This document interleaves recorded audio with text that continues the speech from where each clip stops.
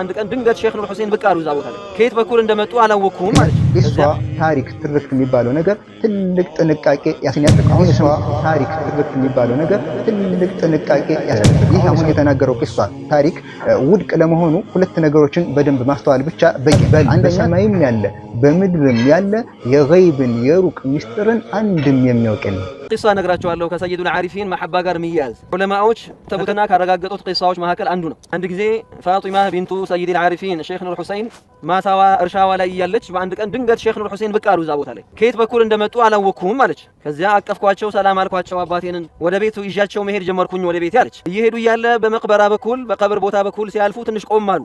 እኔ ቀድሜያቸው አለፍኩኝ አለች። ከዚያ በኋላ እንዳትሰጪ እያሉ ፈጠን እያሉ መጡ። ከዛ ጠየቅኳቸው አባቴን ምንድነው እዚያ ቦታ ላይ ቆመው ነበርና ከዚያ ደግሞ እንዳትሰጪ እያሏቸው እያሉ እየተናገሩ ሮጠው መጡ። ምን ሆነው ነው አለች። ምን አሏት? ሁለት ሰዎች ሴቶች ቀብር ውስጥ እየተጨቃጨቁ ነበረ። አንደኛዋ ቀብር ውስጥ ያለችው ሌላኛዋን ጋቻዬን ሚጅመራ መልሽልኝ አንቺ ስጪኝ ትላታለች። ያቺኛዋ ደግሞ የለኝም ሚጅመራ ምን ሰጥሻለሁ ትላታለች። በቃ የሶላቴን የጾሜን ሰዋብ አጅሩ ሰጂ ትላታለች። እዚህ ጋቻ የለኝም ሚጅመራ የለኝም መልስልሽ ትላታለች። ያቺ ደግሞ ምን ትላታለች? ኡሪዱ ሰዋበ መሐበቲ ሼክ ኑር ሁሴን ትላታለች። የእሳቸውን የመሐባ እሳቸው የምትወጅበትን መሐባ አጅር ነው የምፈልገው እሱን ስጪኝ ትላታለች። አላሁ አክበር። እሳቸው ምን አሏት? እንዳትሰጪ አሏት። እዚያ ሮጠው መተው ልጃቸውን ፋጢማን ግርግራ አለሽ ወይ እስኪ አሏት። አዎ ይሄን ግርግራ ውሰዱ አለቻቸው። ግርግራውን ወሰዱና ያቺ ግርግራን አንጭ እያለች የተወሰደባት ነበረችና ለወራሾቿ ሰጧት። ዱንያ ላይ ያለ ግርግራ ወስዳባት ነበር። ከዚያ በኋላ በዛ ቀብር በኩል ተመልሰው መጡ። ምን አለች ያቺ ሴትዮ? አልሐምዱሊላህ ነጃ ወጡኝ፣ እዳይን ከፍለው ነጃ ወጡኝ፣ ገላገሉኝ አለቻቸው። አላሁ አክበር።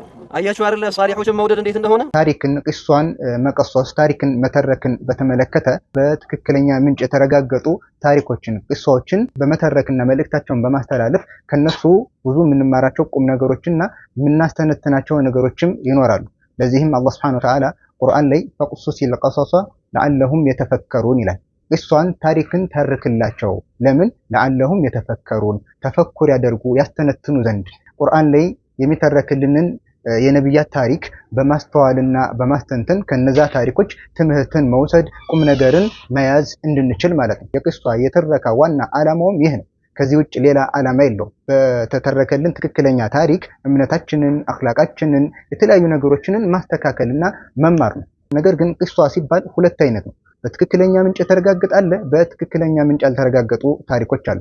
በትክክለኛ ምንጭ የተረጋገጡ ታሪኮች ቂሷዎችን የምናገኝባቸው አስተማማኝ ምንጮች ቁርአንና ትክክለኛ የነብዩ ሰለላሁ ዐለይሂ ወሰለም ሐዲስ፣ ከዛም በትክክለኛ ሰነድ በታማኝ ምንጭ የጸደቁ ታሪኮች ናቸው። ነገር ግን በአሁኑ ሰዓት እንደምትሰሙት ቂሷ ታሪክ እየተባሉ የሚነገሩ ነገሮች አብዛኞቹ ትክክለኛ ማስረጃ የሌላቸውና ምንም የሚቀርብላቸው የሆነ ሰነድ የሌላቸው ጉዳዮች ናቸው። የዲን ጉዳይ የሸሪዓ ጉዳይ በእንደዚህ አይነት ምንም አይነት መሰረት በሌላቸው ታሪኮች ሊመሰረትና ሊገነባ አይችልም። ዲን የመጣው ሸሪዓ የመጣው ከነብዩ ሰለላሁ ዐለይሂ ወሰለም ከሰሃቦች ከዛም እያለ በትክክለኛ ሰነዶች ነው የመጣው።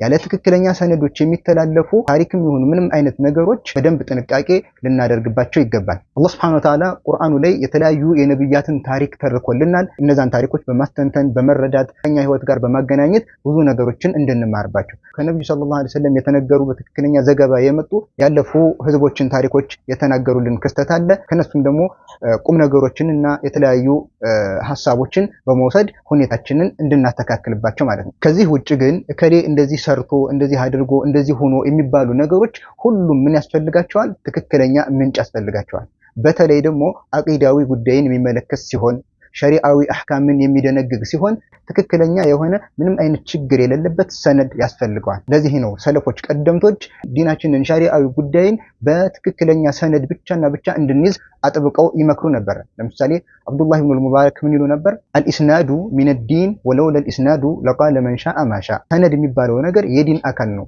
ይህ ሰነድ ባይኖር ኖሮ የፈለገ ሰው ተነስቶ የፈለገውን ይናገር ነበር። ከማን ያስከው ተብሎ አይጠየቅም፣ እንደፈለገ ያወራል። በዛ ነገር ላይ ሰዎች እምነታቸውን ይገነቡበታል፣ አቂዳቸውን ይገነቡበታል፣ ሸሪዓዊ ጉዳዮችንም ደግሞ ይደነግጉበታል።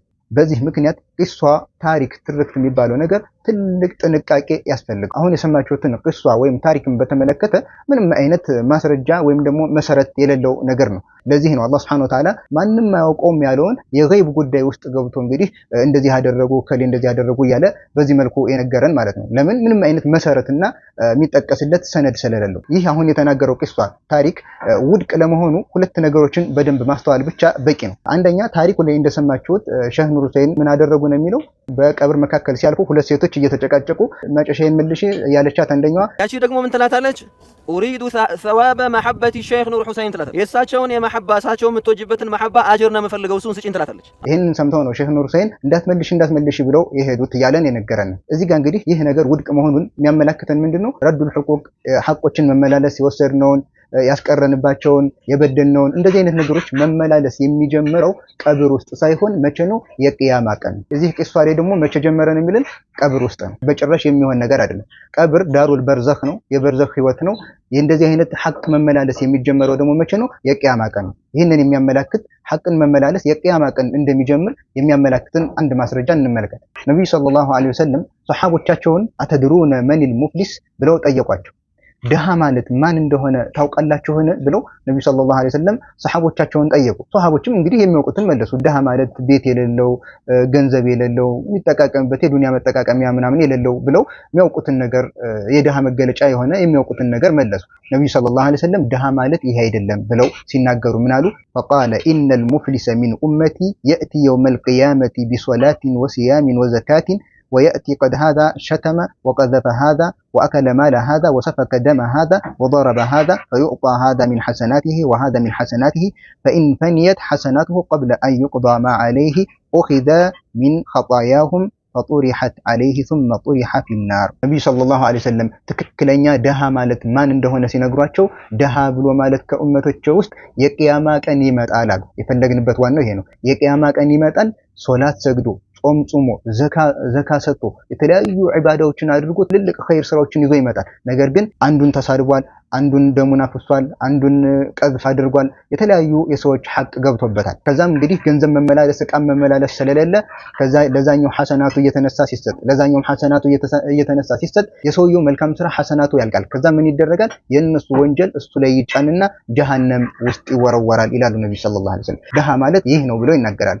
ስለዚህ ረዱል ሑቁቅ ሐቅን መመላለስ የሚጀምረው መቼ ነው? ነብዩ ሰለላሁ ዐለይሂ ወሰለም በዚህ ሐዲስ ላይ እንደተናገሩት የውመል ቂያማ የቂያማ ቀን ነው ማለት ነው። ይህ ትክክለኛ ሐዲስ አሁን ይህ ግለሰብ ከተረከልን ትርክት ጋር ቀጥታ የሚጋጭ ነገር ነው።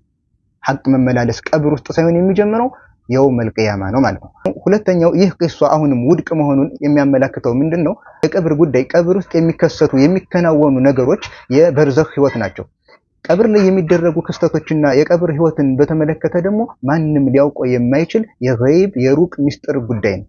ገይብን የሩቅ ሚስጥርን በተመለከተ አላህ በነገረን ነገር ላይ ብቻ እንድናምንበት የታዘዝንባቸው የገይብ የሩቅ ሚስጥር ጉዳዮችን ደግሞ አንድም መክሉቅ ፍጡር አያውቃቸውም። ይህንንም በተመለከተ አላህ Subhanahu Wa Ta'ala ቁርአን ላይ ምን ይላል? ላ ያዕለሙ መን ፊስ ሰማዋቲ ወልአርድ አልገይበ ኢላላህ። ነብዩ ሰለላሁ ዐለይሂ ወሰለም ምን ይላቸዋል? በል በሰማይም ያለ በምድርም ያለ የገይብን የሩቅ ሚስጥርን አንድም የሚያውቅ የለም። ስለዚህ በሰማይ ያለ መላእክም ይሁን በምድር ላይ ያለ ነብይም ረሱልም ወልይም ሷሊህም ምንም ይሁን የሩቅ ሚስጥርን የሚያውቅ አካል ማንም የለም ማለት ነው። በዚህ ቂሷ ላይ እንደሰማነው ደግሞ ምንድነው ያለው? ሼህ ኑር ሁሴን በቀብር መካከል ሲያልፉ ሁለት ሴቶች እንዲህ ሲባባሉ ሰሙ ምናምን እያለ ይተርክልናል። ሼህ ኑር ሁሴን የቀብር ህይወትን አወቁ ማለት ነው። አላህ ደግሞ ምን ይለናል? የቀብር ህይወትም ሆነ የትኛውንም የገይብ ጉዳይ ማንም የሚያውቅ የለም ይለናል። ቀጥታ ከቁርአን ጋርም የተጋጨ አስተምህሮት ነው። ለዚህ ነው እንደዚህ አይነት መሰረት የሌላቸው ቂሷ እየተባሉ የሚነገሩ ነገሮች የሰዎችን አቂዳቸውን፣ እምነታቸውን፣ ሸሪዓዊ ድንጋጌዎችን፣ አኽላቃቸውን አጠቃላይ የዲናቸውን ጉዳይ የሚያፈርሱ ጉዳዮች ስለሆኑ በደንብ ጥንቃቄ ሊደረግባቸው ይገባል። ምንማርበት ታሪክን ከፈለግነ ትክክለኛ ቂሷዎችን ከፈለግነ ወደ ቁርአን እንመለስ። እኛን የሚገስጹ ዲናችንን የሚያስተካክሉ አኽላቃችንን አቂዳችንን የሚያስተካክሉ ታሪኮችን እናገኛለን። ወደ ነብዩ ሰለላሁ ዐለይሂ ወሰለም አስተምሮትም እንመለስ። ብዙ ነገሮቻችንን የሚያስተካክሉና ብዙ ነገርን የምንማርባቸውን ነገሮች እናገኛለን። ነገር ግን ቂሷ እየተባሉ ዝም ብሎ እንደዚህ የሚነገሩ ነገሮች ምንም ማስረጃና መሰረት ስለሌላቸው የፈለገውን ነገር ሰውየው እየተነሳ ሊናገር ይችላል። ልክ ከሰለፎች አብዱላህ ኢብኑ ሙባረክ እንደሚሉት አልኢስናዱ ሚነዲን ወለውላ አልኢስናዱ ለቃለ መን ሻአ ማሻ። ሰነድ የሚባለው ነገር የዲን አካል ነው። ይህ ሰነድ ባይኖር ኑሮ የፈለገ ሰው እየተነሳ የፈለገውን ነገር ይናገር ነበር ይላሉ። ምክንያቱም ከማን ይዘው ነው ሰነድህ ምንድነው ተብሎ የሚጠየቅ ነገር ስላልሆነ የፈለገውን ይናገራል። ሰነድን በደንብ አጣሩ እያሉ ሰለፎችም በደንብ ይመክሩ ነበረ። እንዳጠቃላይ ቂሷ እየተባለ ታሪክ እየተባለ የምንሰማቸው ነገሮች ላይ በደንብ ጥንቃቄ ልናደርግ ይገባል። መጀመሪያ ማድረግ የሚጠበቅብን የሰማነውን ቂሷ የሰማነውን ታሪክ ቁርአን ጋር ይገጥማል ወይስ አይገጥምም የሚለውን ነገር ማስተዋል ነው። ቁርአንና ሐዲስ ጋር የሚገጥም ከሆነ ማሻአላህ ጥሩ፣ የማይገጥም አስተምሮት ከሆነ ግን ቅሷውን ታሪኩን መመለስ ይጠበቅብናል ማለት ነው። ሁለተኛ ታሪኮችን ከፈለግነ ትረካዎችን ከፈለግነ ከአስተማማኝ ምንጮች ከቁርአን ከሐዲስና በትክክለኛ ዘገባ ከመጡ የሰለፎች ታሪክ መማር እንችላለን። እንደዚህ አይነት አቂዳን የሚያበላሹ እምነትን የሚያፈርሱ ዲንን የሚያፈርሱ ትረካዎችን ልንጠነቀቅ ይገባል። ወሰላሙ አለይኩም ወራህመቱላሂ ወበረካቱ።